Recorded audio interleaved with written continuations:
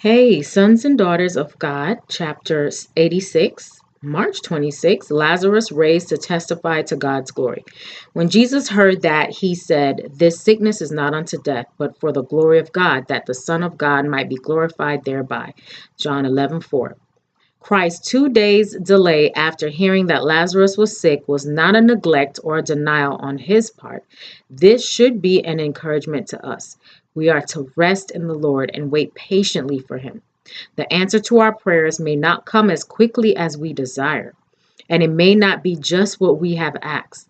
But he who knows what is for the highest good of his children will bestow a much greater good than we have asked, if we do not become faithless and discouraged.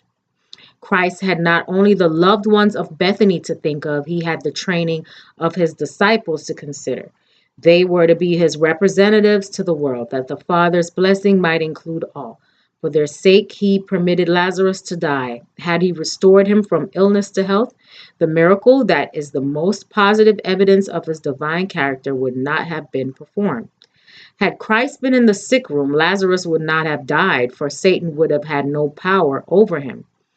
In the presence of the life giver, death could not have aimed his dart at Lazarus. Nothing can die in the presence of God.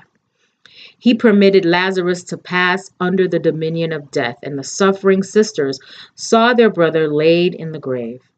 Christ knew that as they looked on the face of their dead brother, their faith in their Redeemer would be severely tried. Thus he was pruning the branches that they might bring forth more fruit. He knew that because of the struggle through which they were now passing, their faith would shine forth with far greater power.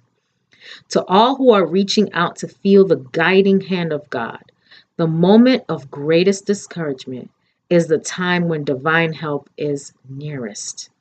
From every temptation and every trial, he will bring them forth with firmer faith and a richer experience. I hope you will have a great day. You are a son and daughter of God.